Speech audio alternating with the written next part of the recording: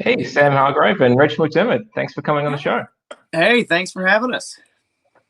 Is this your first? Have you done Comic-Con in the States? I went one year, down to San Diego, and it was mind-blowing. Just so many people. I never made it into Hall H, which was like the kind of the mecca of where you wanted to end up. But I did get to peruse the halls and the whole thing. It was wild. It's really cool. Awesome. Well, thank you so much for coming today. Yeah, thanks for having me. And we've all got half looks going on today, which is great. Yep, HalfCut. That's right. Cut. We'll She's keep got the going. half lipstick, half braid. Yeah, it looks fantastic. Thank you. We had the latest thing that we had the horrible and shocking news yesterday that Chadwick Boseman passed away. Mm-hmm. Yeah. The lead actor who played the Black Panther. You had the pleasure of working with him a few times. Could you tell us a bit about it? I did, yeah. I mean, first off, I guess it's a tragic loss for everybody. I mean, my heart goes out, or our hearts go out to his family and friends that were very close to him. I got to work with him first on Captain America: Civil War when we introduced the character of Black Panther. Every time we interacted, he was a consummate professional. He always wanted the best for his character, and for everyone around him. He always just elevated the set. He was a true class act, and he will be missed. He's a great human being. It's very sad, and he had so much potential to do. Yeah, and what's crazy is that it's amazing that he kind of lived his life in, I guess, the way he wanted. And not a lot of people knew about what he was going through, and to put out those movies that are kind of so significant. To me, that's really heroic. Like he's kind of an icon for a lot of young individuals growing up that didn't have a lot of representation in in media and film and television, and he's provided that for a whole new generation. And I think his impact on the youth all over the world is going to be felt for generations. So I mean, he's a true legend, and he will definitely be missed. You've had, for people that aren't that clue of the industry, they might think you're an overnight success, but you've been in this industry for 15 years doing everything from stunts, everything, the background stunt coordinating. And how did it all start for you? Oh, gosh, I started, I guess my career started in North Carolina, where I grew up and went to school, and it was there where film and television kind of inspired me to do crazy things. And then my friends said, hey, you could be a stuntman because you fall on your head pretty good. So I took their advice. I got in my Honda Civic. I drove across the country, and I started, knocking on doors and going to gyms and trying to find out all I needed to be a stuntman. And then that one thing led to another, and then it was around, I guess, 2006 or 7 when I worked on the Pirates of the Caribbean 2, and that was kind of met a lot of people. That was a big start for me, and it was actually not too long after that I met this one. We were neighbors in North Hollywood, and we had a very interesting kind of in and out of each other's lives for many years, and now here we are. Oh, that's lovely. And Rachel, you're being an actress yourself, how has COVID changed the auditioning process these days? Everything's live videos now? How does that work? Yeah, it's kind of similar to what we're doing now. So corresponding and having all the setups through Zoom, and then we have the ring lights and light setups at home, so we've mastered that technique. He had an audition the other day as well, which was fun. It was literally like right before we went HalfCut. So if he gets it, it's going to be a very different look. Yeah. Surprise! It's HalfCut. And Rachel, we're 2020 now. Men and women can do anything, but I still feel the stunt industry will be a lot of men. Is that correct? Mm-hmm. There's a lot of men, but I know tons of strong women who are just throughout and kick butt. A lot of them through the Marvel industry as well. But and obviously that's changing, which is fantastic. Yeah, I mean, it's still that, I would definitely say that she's right. There are a lot of great, really strong, forward-thinking women out there, super talented. But it is still a bit askew. Like if you're talking percentages, it's definitely heavily weighted in the kind of as a male sex. But I think there's a lot of great organizations and even stunt coordinators. I tried when I was coordinating more to just give as much equal representation as I could, just because, you know, to me, it was the best person for the job. And if you had an opportunity to do ND stunts, which are nondescript stunts, where it didn't matter where it was male, female, white, black, Asian, whatever, it didn't really matter. I tried to just kind of make sure that everybody got a fair shot to, you know, to be in front of the camera and to show their skills. And I hope, you know, that trend continues. And there's a lot of great up and coming stunt women that we're, you know, fully supportive of. So it's changing. Yeah, it is changing. We hope so as well. Rachel, you've even been sparring with Scarlett Johansson's stunt actress. Yeah. Heidi. Oh, Heidi. Yeah. Sorry, I didn't hear what you said. I heard sparring, and then I thought today. I was like, yes, I was with him. But we have, and then actually today, Heidi has a fitness app called Fierce Lotus, so FL Fit, and we actually took her class today. A lot of kicking, and then afterwards encouraged us to then do a little bit of kick work together. So that's awesome. He beat me up. And Sam, you started out as a martial artist. What type of stuff did you study? I did. Yeah, I started in Taekwondo when I was 14 years old back in North Carolina, and that kind of opened my eyes to the world of martial arts and to Hong Kong cinema. And so it was in North Carolina, focused mostly on Taekwondo. But when I came to Los Angeles to pursue a stunt career, I broadened my horizons and studied many different things, enough to know the basics. And, you know, I'd kind of skip a lot and just go for the fancy moves of wushu, some of the twisty, flippy stuff, or, you know, the big flying knees and elbows of Muay Thai, or the flying arm bars of Jiu-Jitsu or Judo. So, you know, I have a knowledge, a lot of a little, if that makes sense, like a lot of different things. I know a little bit about a lot of different martial arts.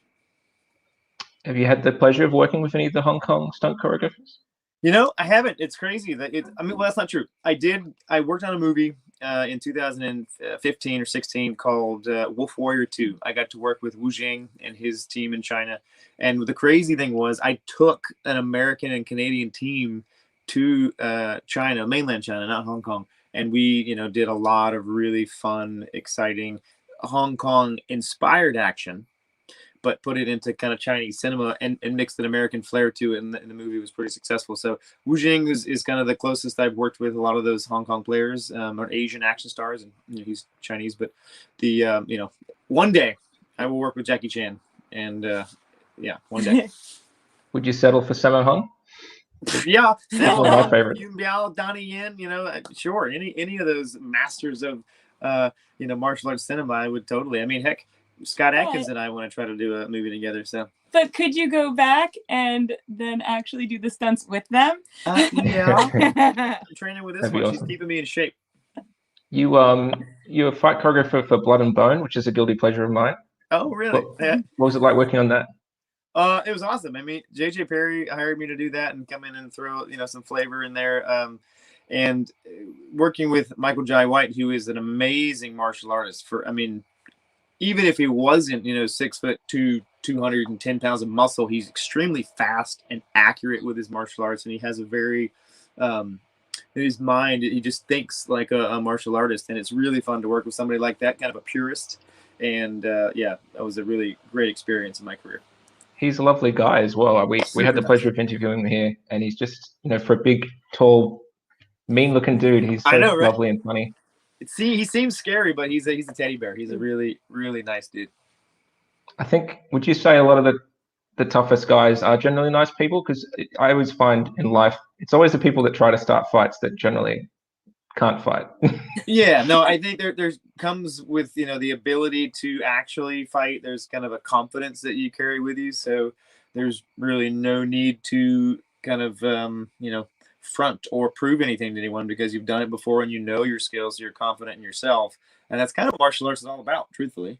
You know, and it's really exactly self-respect and respect for others, and kind of developing these skills so that you know, there's no need to fight. You've kind of battled the demons within so that you know, you're at peace. And that's, as I understand it, kind of the way of the peaceful warrior. Yeah. Rachel, was there a strong female character or role model in your life that made you want to get into this type of industry? Well, I started acting first and have been an athlete my whole life. And so I actually, when I met him in 2008, him and his roommate at the time, Thayer Harris, would wake up every morning at like 5 a.m. to go to these different stunt gyms and just beat themselves up. And I would come, and they invited me along, and I was like, no, I'm an actor. I'm not doing this. And then of course down the line, I'm like, I love this. It's so much fun. Actually it was Heidi Moneymaker that I used to watch and be like, she is so badass. And then I was able to like take different workshops, classes, meet her. And then along the way, we've become buddies, and just having the opportunity to train and learn from her, I adore it. So that's awesome. lucky. Now, Sam, I found something that you probably wish the internet had hidden. You did a Superman fan film. Oh, yes. That's hilarious. I did. Called Superman Unplugged. And you know what? I mean, as you know, embarrassingly, I guess young and green in the industry as I was at that time, I still love the concept. Eric Waters, who was the writer director of that, who's still a good friend of mine. I just was texting with him today. I don't know, something, the idea or the kind of, and Warner Brothers, if you're listening, the idea of mixing kind of the DC, universe of Superman and with the Matrix, pretty freaking cool idea. And I think he was ahead of his time. I hope that kind of idea could somehow get some traction and momentum. Once all these superhero movies, the next phase is bringing these universes together, I think. And what a cool way to start with like the Matrix and Superman. I mean, come on. Do you think fan films is a great way for people to express their creativity and start out? Totally. I mean, it's one of the, still like an artist, like if you love these fan films, I think the reason there are so many fan films and so many good ones is because people appreciate the art and they're inspired by it, and it gets these ideas, bubbling up inside of them, and they just want to express themselves, and doing that through a medium that others are familiar with, or through characters that people know and have, grown to love. I think is a really cool way to show off your skills and practice honing your craft as a filmmaker. Well, on the subject of superheroes, Rachel, is there a character or something you're dying to play? I know, ever. Growing up, I was a huge fan of X-Men, and I would just love to be in that universe. Any which one, it doesn't matter. And then when we first met, he actually came off of working on Wolverine. And so I thought that he doubled Hugh Jackman. And so I was like fangirling. I was like, you were Wolverine? And he didn't correct me for a while, but he was actually Sabretooth. Yeah, my good friend Daniel Stevens, he was doubling Hugh Jackman, just the better matched body type wise. But I got to double, Sabretooth, and Gambit. And Gambit. I got to swing the stick around and, one day I'll IMDb you and see what you did. So. You worked on both the Wolverine films? I only worked on X-Men Origins Wolverine, the first one that kind of standalone. I guess the intention was a standalone Wolverine movie, but then it kind of brought the X-Men universe, just another version of that. But that was the only one I'd worked on, which is crazy. But yeah, after that, I drifted off into the Marvel universe. And what was that experience like, being able to work on the first time you got involved with a Marvel film? Oh, wow. That was the first time I got involved with Marvel was the first Avengers movie. With Joss Whedon was directing, and it was the first time they all came together. It was great because it was a new thing. I mean, they had each, I think it was Captain America, Iron Man, and Thor had their own standalone movies, but this was the first time they were all together. And to be a part of that was insane. And then what's really cool is the kind of the full circle of it all. It was 8 or 9 years later when we did Endgame, and because I started doubling Chris Evans as Captain America on that first Avengers movies, to then get back in the suit one more time to shave off the beard fully, not just half, to shave off the beard fully and cut my hair and get back in the suit. The original one. Yeah, back in the same suit I started in was a really cool way to round off a pretty incredible career with Marvel. What's it feel like the first time you put on one of those suits? You feel like a superhero. It's really for me, working in the film industry is a good chance to never grow up. I mean, we're getting paid to play make believe, and so I try every day just to remember how fortunate we are. And so then to put on a suit that not just a Halloween costume, but people have worked for a lot of time, energy, and money put into these suits that are just incredible, perfectly fit to your body. And you're just there's this empowering feeling where you're like, yeah, I am Captain America. But were they your muscles? Yes. I mean, there was like they have a muscle suit that we, because it's crazy the amount of sweat equity and sweat that goes into literally all these fight scenes and action scenes. So, and it's hard to maintain, the size once to maintain muscle over that long. So they had a muscle suit in case we started to, get a little skinnier. So they had to bulk us up and keep the shoulders broad. It's got a image to uphold. Gonna email them to get that. Exactly.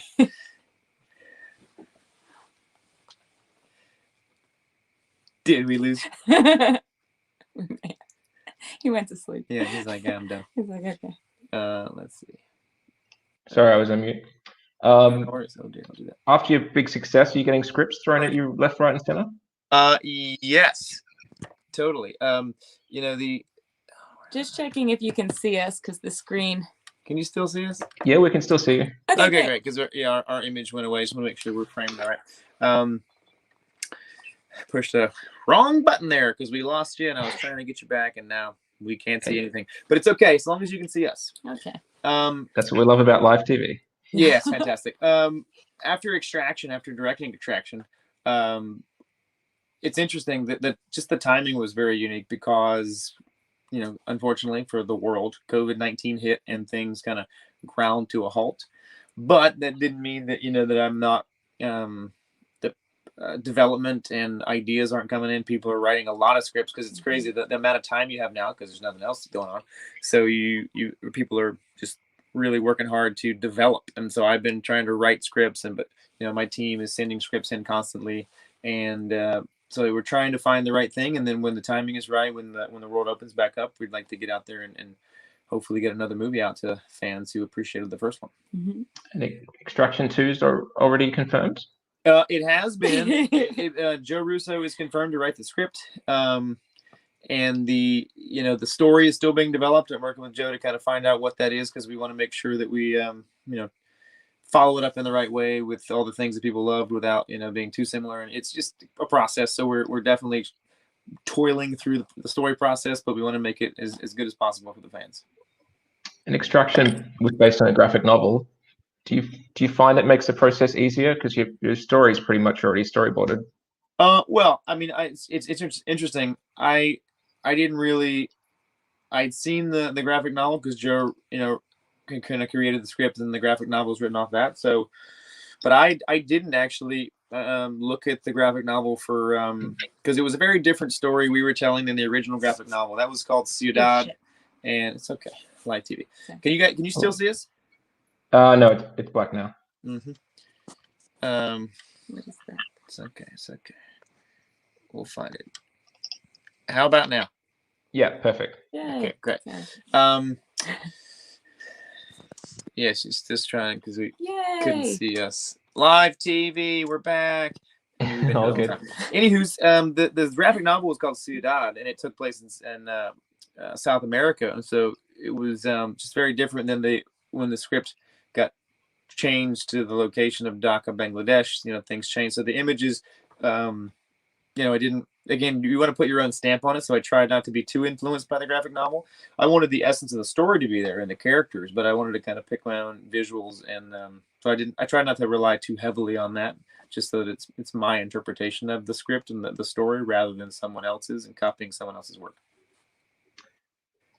And is being the next stunt man? Well, I'm sure you're still doing stunts. You're going to be working on Mandalorian season 2. Yeah. I'm sure you're not allowed to say anything. Yeah, no, I mean, I don't think Disney will send the SWAT team now. I can say that I did work on it on the season 2. I can't talk about what we did until it comes out and you guys can see it.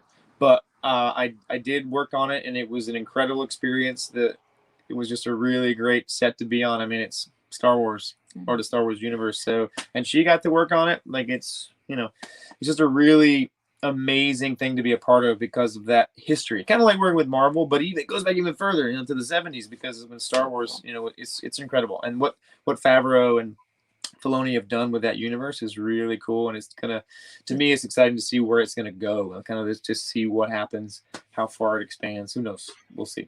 Technology. We don't have long to go. I think season 2 comes out in October on Disney Plus, so we're Definitely looking forward to that.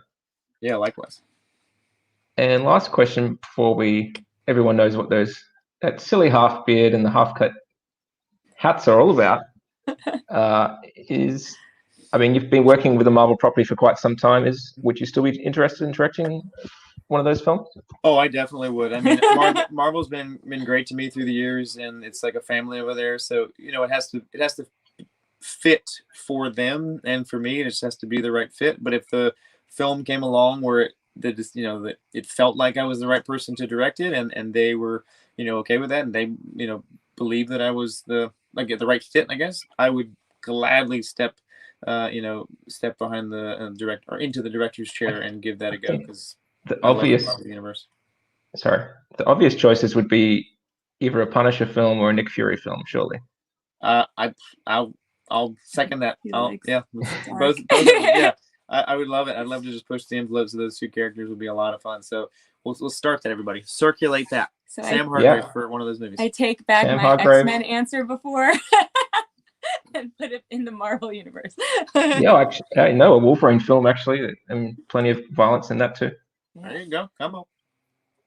All right, we're going to cut to a little video and explaining everything that's been happening with you.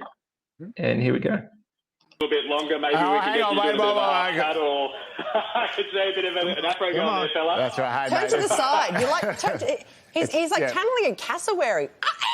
Do you reckon? Come on, Joe. We're nominated you, fella. And Sarah would love to see you braided as well. I'll think about it. I'll see how hard I am. Social movement, Sam. We're going to do it. Joe HalfCut, looking like the cassowary. Carl the cassowary. Let's get it rocking. He just wants Chris Hemsworth to shave him, though.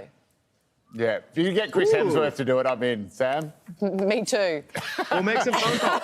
All right, let's make this happen. Yeah, beautiful. No, thank you guys so much. It's been an absolute pleasure. Oh, we love you both. No, it's a pleasure. Thanks for having us on. Thanks, Sam. You're a What legend. a couple of great blokes. National HalfCut Day is on August 31. If you would like more information or to find out how you can participate, head to halfcut.org.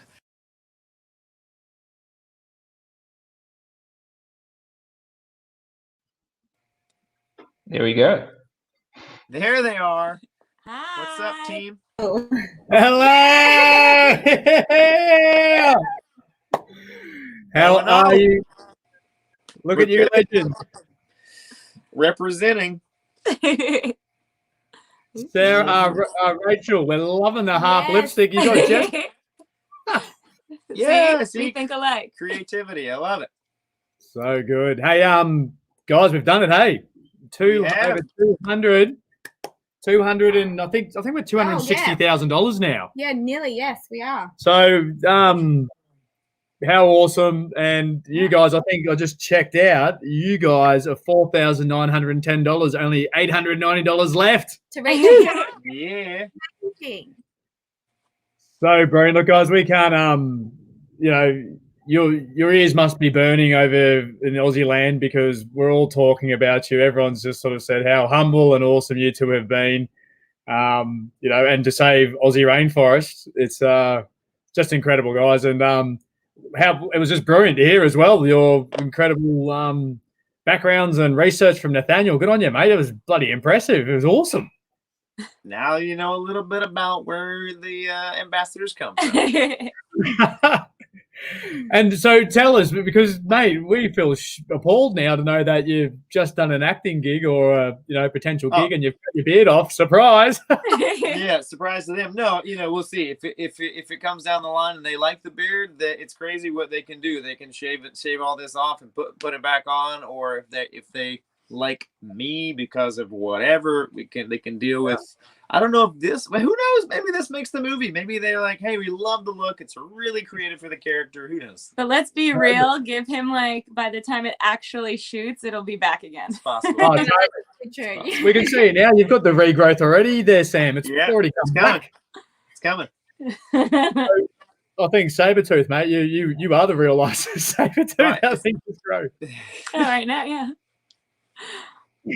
Unreal. Well, yeah, guys. I mean, geez, we're honestly, I think you saw on Friday. It's not even international. Like, you do know now, it's International HalfCut Day. We've had to bump it up. We've now got 12 countries taking part. Love it. and I think we've had 68 sign-ups from the US alone. So kudos to you, champions. Things are starting to steamroll. So yeah, look, honestly, we're over the moon, guys, and tomorrow's obviously the big day. So have you any plans? What are you doing? Are you going to clear fell the rest, Sam or Rachel? What are you doing? Well, what's your plan?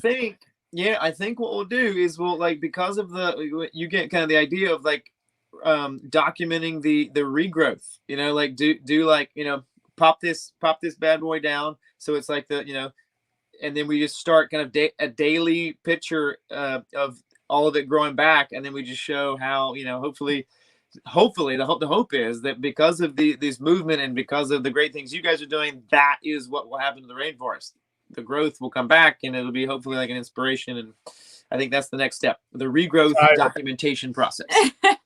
Love it. And look, I think, we brought ourselves back down to earth a little bit. We know we saved this 8.8 hectare property, and we're moving on to another lot, which is great. And we've got this incredible project going with the Center for Sustainability in the Philippines as well, to save the last remaining 3% of the Philippines virgin rainforest, which we'll get to those, Jessa and Karina, in a moment. But I think, just the fact that we looked it up yesterday, we're a bit shocked. We're like, how much rainforest did we actually lose 2019? And the World Trade Resource came out and said that was 19.8 million hectares. So it's like, we still got a long way to go. We still got to keep pushing. And man, that's why it's so brilliant. But look, I think we've got someone who knows all about, keeping the forest healthy and what we want to look like. So we've got Costa back on. Mighty Costa. Yeah. Come on, Costa, where you at? Oh, Hey. There he is. Hi. Come on, Busy Bee. I'm buzzing, guys. I'm buzzing. I'm absolutely buzzing because Sam and Rach, as you know, we got there, and I don't know whether you know, I actually have a couple of personalities. The other one is the Stunt B dude, capable of, sort of anything. Look, I got a couple of pillows here to help break my fall. But look, that wasn't a good move. I actually just ripped the suit with that that flying that flying kick, Rach. But what a treat. What an absolute treat. I am seriously buzzing. That's why I thought I'd put my this is just what I wear, but as you can see, at the core, of course, we got to represent. And yeah. Come on. This suit is ready to represent. But,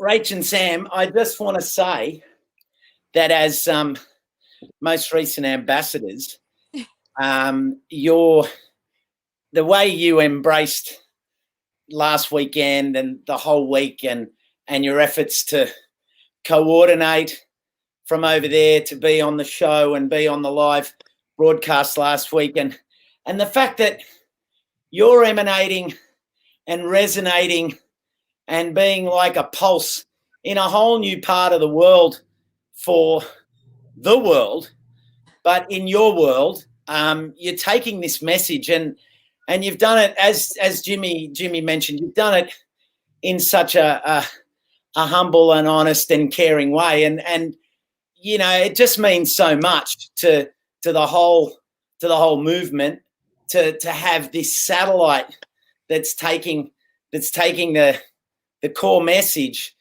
to a lot of people. And we all have our reach and we all have our networks, and to suddenly put a flag over in the States and that continent, which has so much rainforest, the continent of the Americas that has so much rainforest on it, it's really incredibly valuable. And I got a text.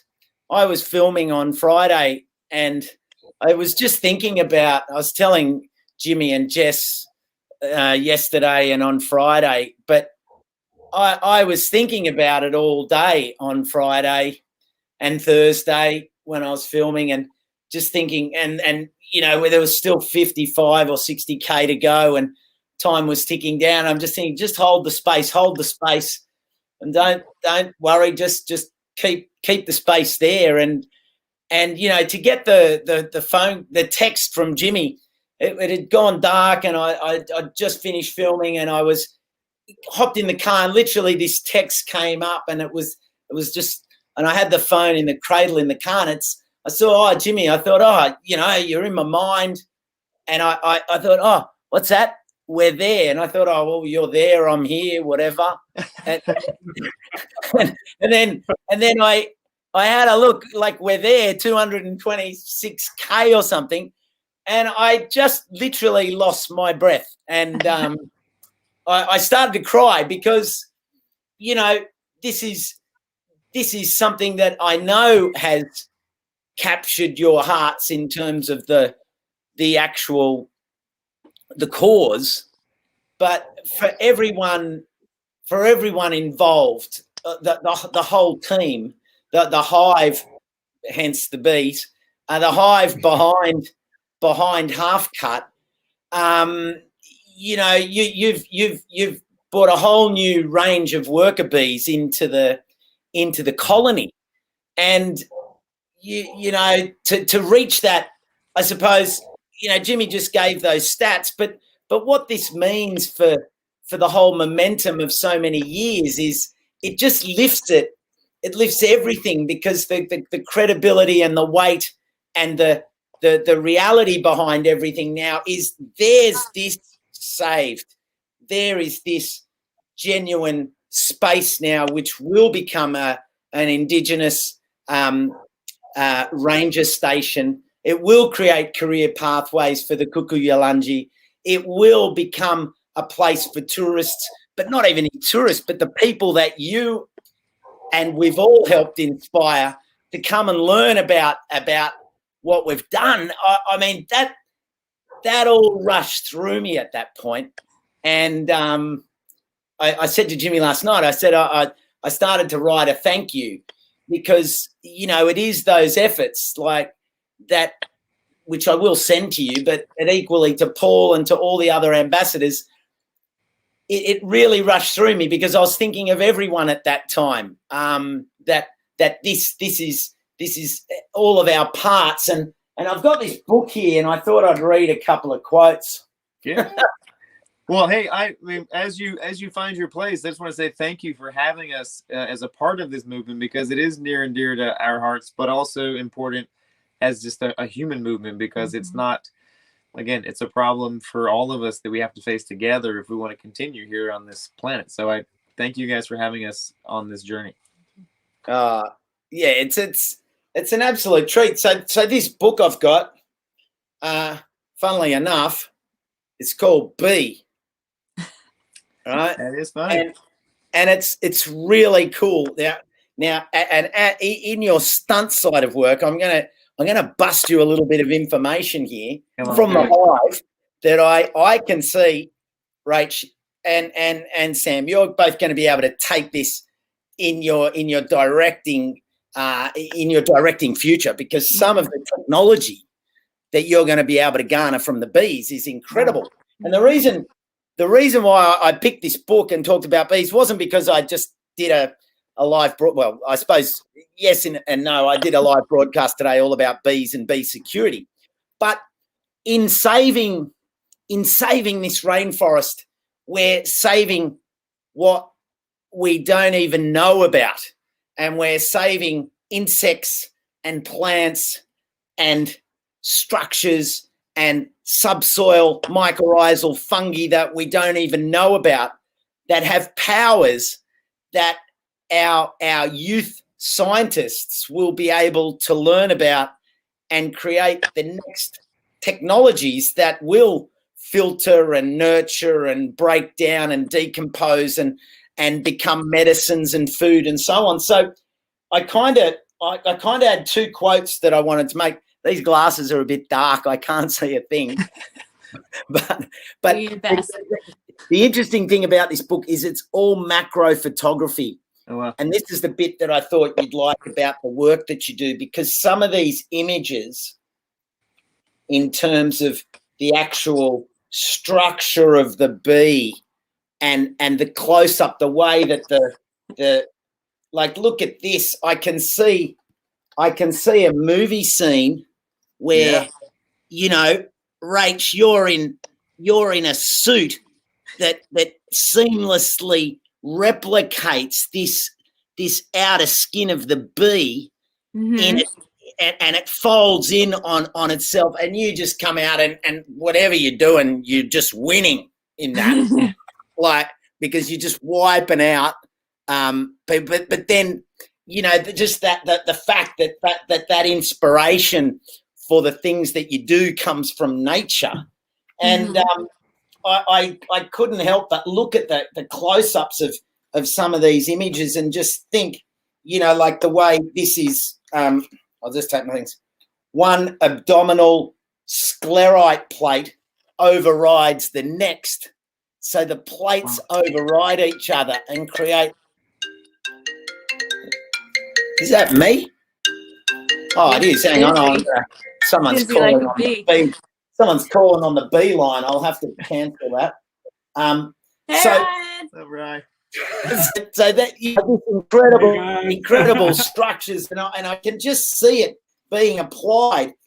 And then when you read about it, you know, the bee has 2 pairs of wings stemming from the thorax. Each set is composed of a large forewing above a smaller hindwing. It beats its wings up to 230 times a second, creating warmth in the hive, evaporating water from the nectar in the honeycomb, thickening it into honey. This rapid fanning of the wings also produces their buzz. So that's what I'm doing. That's what I'm bloody doing in here. I'm buzzing. Feel your speed, man. 230 times a second. But the hive analogy, I won't go on any more other than just read this quote. Because it says, and this is Verlin Klinkenborg in the book. It says, I feel envy, and the envy I feel is about purpose. We all know about the legendary platitudinous industry of bees, though they also spend plenty of time resting in the hive. The busyness we attribute to the bee is both social, the collective enterprise of the colony, and individual. But it goes deeper than that. And that's just what I wanted to, that's why I wanted to play this analogy today, because collectively we're all part of HalfCut and this movement. And then individually, who you are and what you represent and what you both represent in your world and what Jimmy's representing, what I'm representing, we make this community, and you know, you've made it stronger by being a part of it. And I wanted to thank you. So in saying that, we reckon, Rachel, you're the queen bee, and Sam, you're the drone fella. Hey, I'm a worker bee. I will work hard to whatever it is I put my mind to. I'll work hard at it. Hey, Costa, mate, look, mate, you do give us a buzz endlessly, mate. Your passion, your enthusiasm. I love it how you've been a bee all day, and I've seen it before, mate. And mate, you hit the nail on the head. We're many colonies, and we're all busy pollinating bees, trying to make this place, this planet, a safer, healthier place. So, mate, you're loved everywhere by everyone, mate. Whoever you touch, you turn in the honey, mate. So, thank you so much. Thanks, Costa. You're the man. Thank you. I'll take that inspiration and let's make an awesome movie like that. I think on that note, guys, there could be a new sort of superhero. There could be you know, a Costa Bee cassowary, the new Avenger. Yeah. The new X-Man. Amazing. They're like, and bye. See you, Costa. Adios. Please, I'll follow that again. Hey, guys. Now we think we have Center of Sustainability who's joining us now from the Philippines.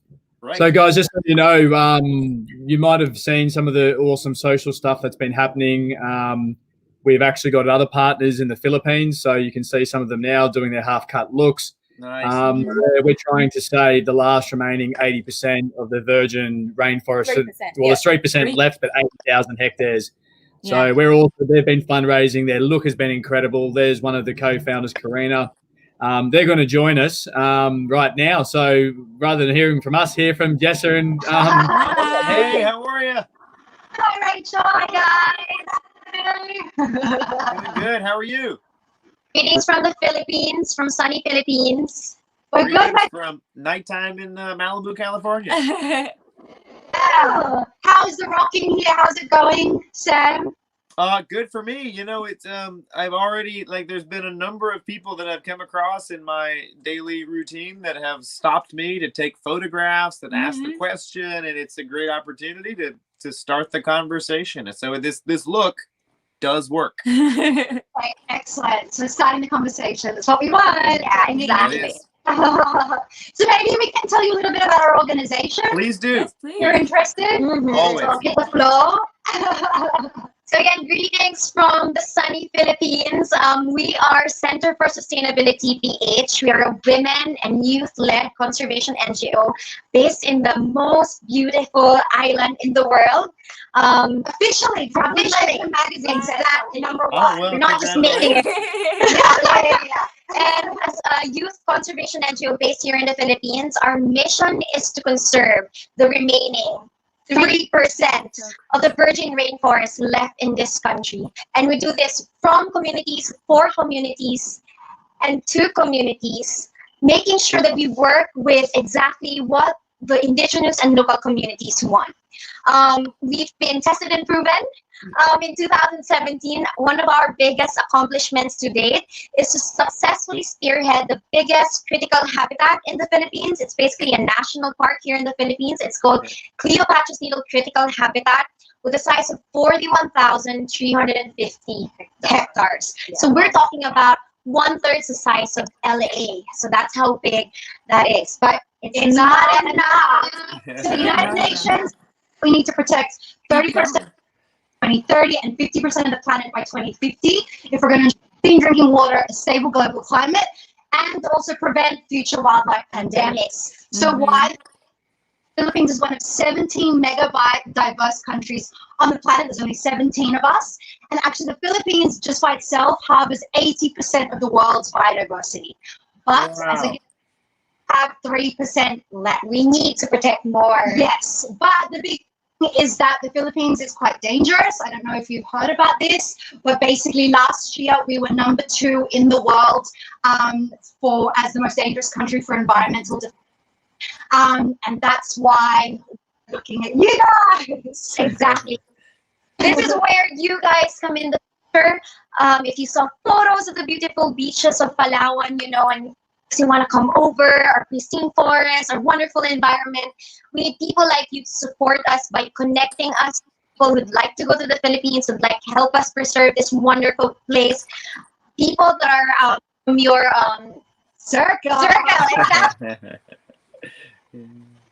Basically, what makes it so what protects us, quote unquote, is also having people that are famous that can actually help spread the word, help donate, especially, artists and everyone out there in the US who would give back to their land, especially. We know some people that are Filipinos out there, and how we can help reel them into doing, helping us support our cause. So we're trying to protect 8,063 hectares of land. So it's our second national park. Exactly. Not stopping. Keep going. And you do one, do number 2. Keep going. Yeah, and a little goes a long way. $1 is like 50 pesos. The Philippines, Australia, 35 cents. It's a long way. We learned a little goes a long way. How $2.50 can save for us for the rainforest. So yeah, exactly. Completely understand. Yeah. So maybe somebody. Sorry, Jimmy. What was that? Oh, I was just going to say, maybe you guys with your vast, big branches and networks that you have, maybe we could get some of your great friends who might be expat Philos or Filipinos, and this is just one more campaign of many more to go. And do you know Will.i.am, or do you know Bruno Mars, or is there any? Well, this is how it all starts, is because spreading the word, because I wouldn't even know. And when I heard I think it was maybe a day or 2 ago that you posted about your collaboration and working together, and seeing that there's 3%, that just shocked me. And I didn't know about what was going on at the Daintree until you. So it's just like learning about this and like opening up just our eyes and seeing what's going on in the world. Like, yeah, absolutely. Yeah, I'd love to spread. And the great thing is, I think this awareness is just coming so rapid and fast and quick now. And again, like, this is because of your efforts and your work, guys. And, you know, it's been courageous. Like, you both have been so courageous and so generous with your time. It's unbelievable. We can't thank you enough. It looks incredible. And I know Nathaniel's probably going to jump in this set. Yeah, go, Nathaniel. Go, Nathaniel. Are you on mute, fella? You're on mute. I'm on mute. You're on mute. I'll just throw about that. Epic Sam, we've been trying to get Chris involved. How's that going? Still waiting to hear. He's a busy man, you know. Like the interesting thing is those of us who are behind the camera have less of a investment in this. You know what I mean? Like a look. So it's it's a process, but it's ongoing. You know, we're not gonna go easily. We're gonna keep trying. Totally. And look, this is the thing. It's we're not going anywhere because we know we've got the marathon ahead of us. This isn't just a quick sprint. We know we're in this for the long game. So for all species on our beautiful planet. Hey guys, did you have a video you would like to share and play? And then oh, I thought us. I was like, oh no. Yeah. So we're super proud of this video. It was made by one of our CS ambassadors who's also a volunteer, who was with us when we declared our first national park, and she was just 15 years old when that happened. And now she's 19. So we just want to show that it doesn't matter what age you are, you can be a superhero. You really can. Very true. Roll cameras. Roll camera. Out to Emma, who helped do this video actually. Okay. It is.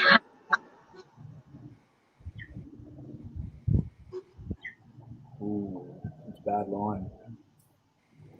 Hey guys, I'm not sure if you can hear us, but we can't hear anything on our end.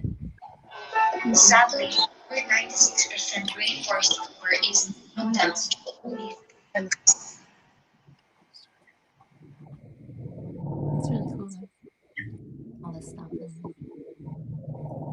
Just so you know, guys, we can't hear the noise. If maybe you wanted to stop it, and we can share it to Sam and Rachel another time. And we can upload it on our Facebook so people can watch as well. Yeah. Oh, yes, please.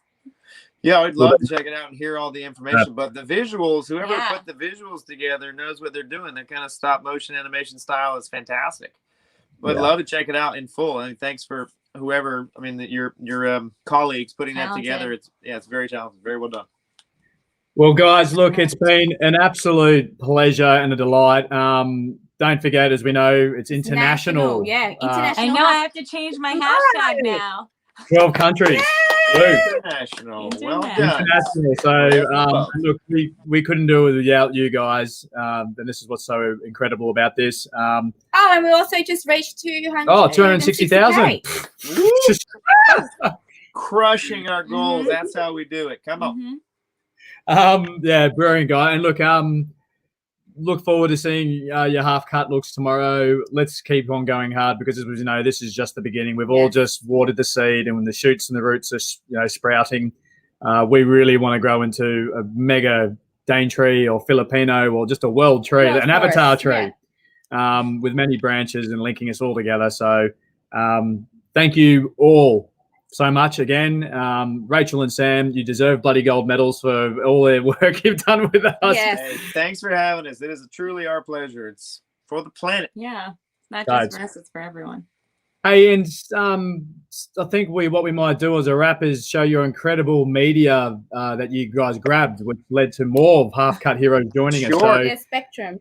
Yes. We'd love to show that, and guys, we might call it. We'll check in, and then thank you again so much for just everything you've done and being part of it for forest, people, wildlife, climate, our planet. You guys rock. Thank you so much. Yeah, thank you for everyone who's continuing to donate, have donated, have done the HalfCut challenge, have spread the word. Just every little bit helps. So thank you, everybody, and thank you guys for organizing. Pleasure. There's many ways to raise awareness for an important cause, but one Hollywood movie director wants you to go half-cut. I'm Sarah Pila, where going half-cut means shaving half your head, half your beard, or even braiding half of your hair, and it's all in an effort to protect one rainforest. This might look like movie director Sam Hargrave is shaving his entire beard on live television, but what he's really doing is shaving just one half. I think we did it. It might seem like a crazy idea, but there's a method to this madness. Sam cares deeply about the environment, so he teams up with the nonprofit HalfCut to raise money and awareness that over half of the world's rainforests have been lost. And so that's where the HalfCut comes in. So you need to cut the beard in half or braid half of your hair or whatever to start the conversation that this is a global issue. Every August, the social movement encourages folks to go HalfCut for at least a weekend, where the striking visual's intention is to get people talking about the importance of forest protection and regeneration. You know, if you go HalfCut, it's not normal. You know, you see, if you walk down the street, people are probably going to wonder, if not ask, what is going on there? And that's the first step. It opens the door, and you say, hey, this is what we're all about, and this is what you can do to help. HalfCut's goal in 2020 is to save a section of the Daintree rainforest in Australia and return the land to the original owners. And by donating just $2.50, that small amount would save 1 square meter of the world's oldest rainforest. If you put down $2.50 in, an account that gets you compound interest or whatever, that's smart to do with the money. Now, if you invest in the planet so that we have oxygen, air to breathe, and it's fighting the climate crisis, because as we can see, that things are changing. Well, on the set of his directorial debut, Extraction, Sam learned about the HalfCut movement and wanted to get involved. After growing up surrounded by nature in North Carolina and now living amongst the flora and fauna on his Malibu ranch, he says protecting the planet is something we can all agree on. Your politics may be different than mine, and you may have a different viewpoint on the world, but the planet is all of our concern. So it's something that I think that can bring people together and unite us in a common cause, which is to save the planet. Helping to bring attention to the cause, one HalfCut at a time.